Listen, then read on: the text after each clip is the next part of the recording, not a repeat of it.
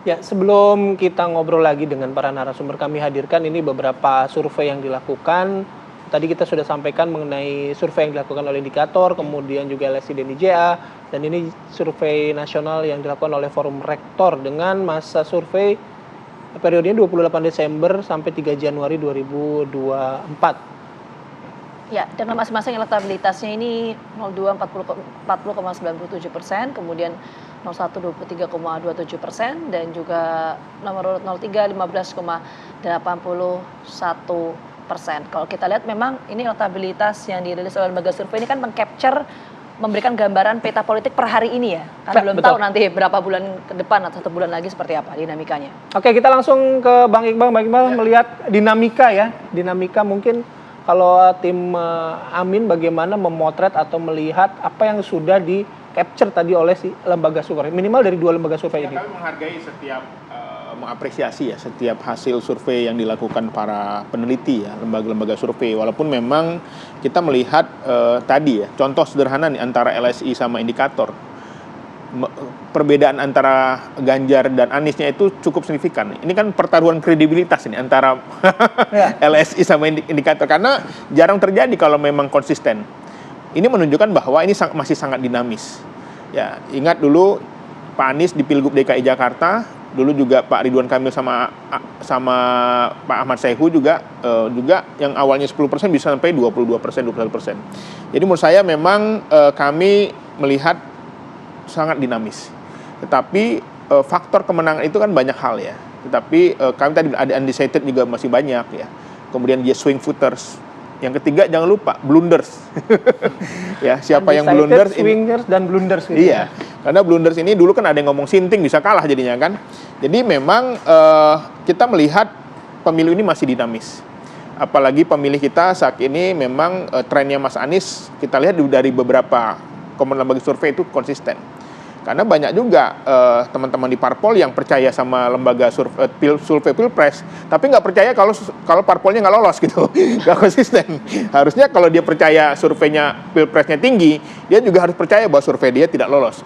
Jadi ini menurut saya bahwa sangat dinamis ya, apalagi tadi kalau kita lihat contoh PKS ya, sudah ada 3 lembaga survei yang memberi PKS ini 2 digit, di angka 2 digit di atas 10%. Tapi masih ada yang ngasih 5, 6 gitu ya. Itu tentu saja ini jadi sesuatu yang sangat pertanyaan besar bagi masyarakat dan kita sebagai konsultan. Kenapa begitu jomplang gitu loh. Okay. Nah ini menjadi salah satu menunjukkan bahwa sebenarnya lembaga survei pun saat ini juga bisa jadi sulit memprediksi karena PKS itu sejak dulu setiap pemilu selalu diprediksi 3, 4, dapatnya 8. Nah, sekarang sudah ada yang ngasih angka 2 digit, ada yang 10, ada yang 11. Bisa jadi 20 kira-kira gitu ya. Jadi memang kekuatan di akhir ini sangat menentukan. Khususnya kami juga berterima kasih kepada partai pengusung dan relawan-relawan yang bekerja di seluruh daerah dan luar negeri juga. Saat ini mereka bekerja keras turun ya, bukan hanya weekend saja. Dan mereka bekerja keras. Oke, dinamis ya, masih sangat dinamis kalau tadi.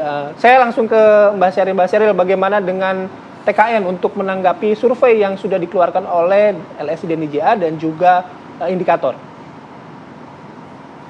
Kalau dari kami ya pastinya cukup happy ya, tapi memang kita tahu bahwa survei itu adalah indikasi untuk kondisi saat ini dan masih ada sekitar 30-an hari kan untuk berjuang sampai tiba di TPS. Saya setuju dengan, maaf ini nama saya salah ya, bukan pakai S, pakai Z. Tolong charge-nya dibetulkan. Iya, dan kami sadar betul bahwa perjuangan sebetulnya adalah di TPS. Tadi juga Mas Iqbal bilang survei-survei itu bisa berubah dengan dinamis, itu betul sekali. Dari sini sih kami hanya berterima kasih kepada masyarakat yang mendukung, terbukti dari hasil survei-survei ya. Meskipun memang tadi Mas Burhan bilang undecided ini masih menentukan dan bagaimana tingkat partisipasi dari pemilih. Yang jelas untuk mengejar undecided sekitar 5%, kami masih kerja keras terus. Oke. Tapi dari 02 ini kan selama ini yang digaungkan adalah soal 1 putaran. Tapi kan ini kita tahu angka psikologis belum menyentuh 50% per 1. Meyakini nggak akan menyentuh angka psikologis itu ketika hari H nanti? Begini Mbak, kalau misalnya orang sudah berani bertarung maju untuk Pilpres, tentunya optimis harus menang.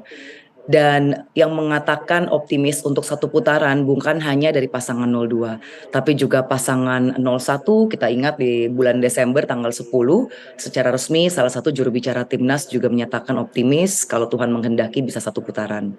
Lalu dari pasangan 03 juga Ibu Mega dengan jelas menyatakan bahwa yakin pasti satu putaran, itu terbuka di forum terbuka di ulang tahun PDIP ke-51. Jadi saya rasa masalah optimis itu memang wajib dijaga ya, karena kalau calonnya aja nggak optimis gimana mau mengajak para pendukung untuk rame-rame mencoblos begitu. Tapi yang kami ingin memberi catatan juga, ini kan isu-isu bahwa akan ada terjadi kecurangan pemilu ini hanya dituduhkan kepada pasangan 02. Nah ini sih yang kami sayangkan, padahal pasangan 01 dan 03 kan juga optimis bahwa bisa menang satu putaran begitu. Oke, lanjut ya. Tadi ada soal ada yang bisa kita highlight ya, soal kecurangan yang ditujukan pada pasangan 02. Saya mau ke Bang Masinton terlebih dahulu. Soal survei dulu ya, Bang ya. Iya. Oke, soal survei bagaimana menanggapinya? Ya, ya masih sangat dinamis gitu ya, sangat dinamis. Apalagi biasa itu menjelang 1 bulan pemilihan itu semua lembaga survei pasti memunculkan hasil surveinya, tergantung dari angle ya tuh. Dia mau potretnya dari sudut mana. Tapi kalau kita lihat ya dari situasi yang sangat dinamis ini, nah tentu semua akan bekerja terus. Nah yang artinya bahwa kalau kita lihat beberapa pengalaman sebelumnya ya, tadi juga sudah disampaikan Bung Iqbal bagaimana potret survei kemudian ya berbeda survei dengan hasil pemilu gitu. Nah itu, dari pilkada katakan Jakarta kemarin ya, teman-teman juga yang lakukan survei itu. Pilgub Jateng waktu itu juga seperti itu ya? Apa? Kalau nggak salah Pilgub Jateng ya, Iya. hasil survei dan Ya, di kemenangannya. Komen surveinya kan nggak banyak orang ya, teman-teman ini juga yang mengini kan, artinya bahwa ya hasil survei dengan itu dinamisnya tadi yang saya katakan ya, hasil potret survei dengan hasil di TPS ternyata juga bisa berbeda, artinya begitu loh. Nah apalagi ini kalau kita lihat ya, ada upaya memainkan lembaga survei untuk membangun propaganda satu putaran ke paslon tertentu gitu ya, dan itu sangat masif. Nah itu memang dikondisikan ya untuk satu putaran tadi, karena dari hitung-hitungan Satu putaran kan semua semangatnya satu putaran. Oh iya. Propaganda berarti ke semua paslon dong. Oh iya, tapi ya kalau kita lihat paslon tertentu itu meng-hire banyak lembaga survei yang itu untuk Mendekati lah. dibikin mendekati. Sementara hasil survei internal kami baik 01, 03 gitu ya, nggak, kalau kita hitung tadi itu ya nggak mungkin satu putaran gitu. Maka ya tidak ada, kalau kita mau debatin nih baik secara metode secara apa, tidak ada satu alasan apapun untuk menjelaskan satu putaran selain kecurangan menggunakan tangan-tangan kekuasaan gitu. Gitu. Nah, itu yang kita yang sedang kita jaga terus agar demokrasi ini tidak dihitung dengan survei-survei yang manipulatif gitu ya. Yang itu dibangun untuk membangun propaganda terhadap publik ya, agar ditujukan kepada paslon tertentu. Oke, itu siapa yang mendesain seperti itu, siapa kalau menurut Bang Masinton? Ditujukan ke siapa itu maksudnya? Maksudnya?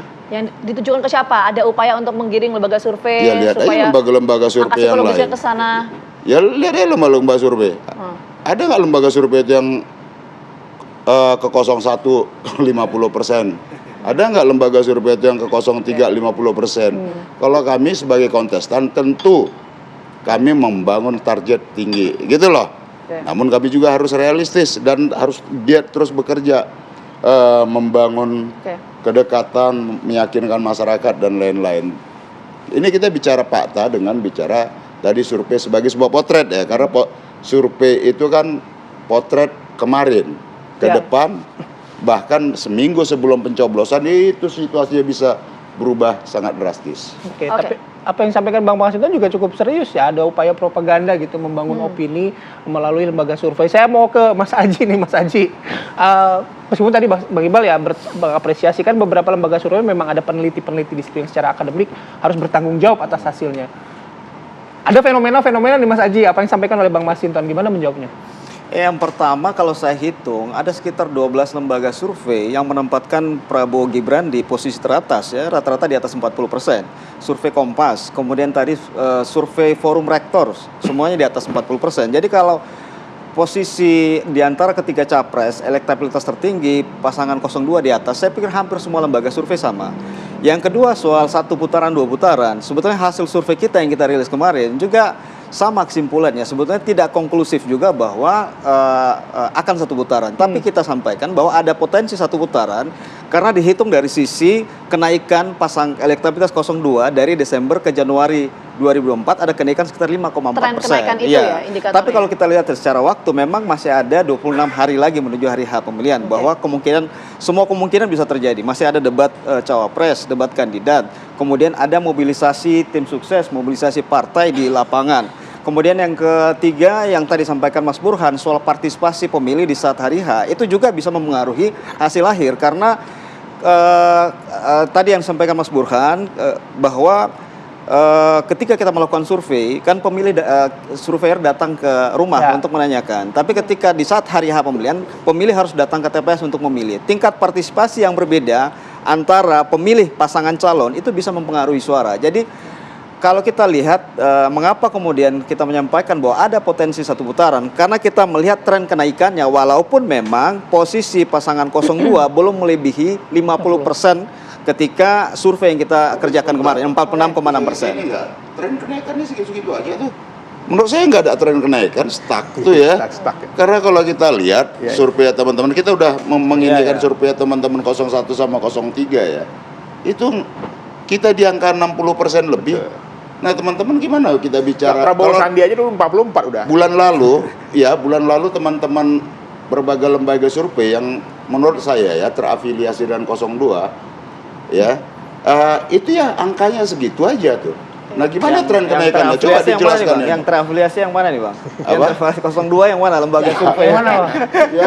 Ya, Saya menduga begitu. Semua lembaga survei pasti ada afiliasi. Artinya kalau dia trennya naik, kalau saya baca tidak ada kenaikan. Ada nggak? Mungkin itu Ya, sini.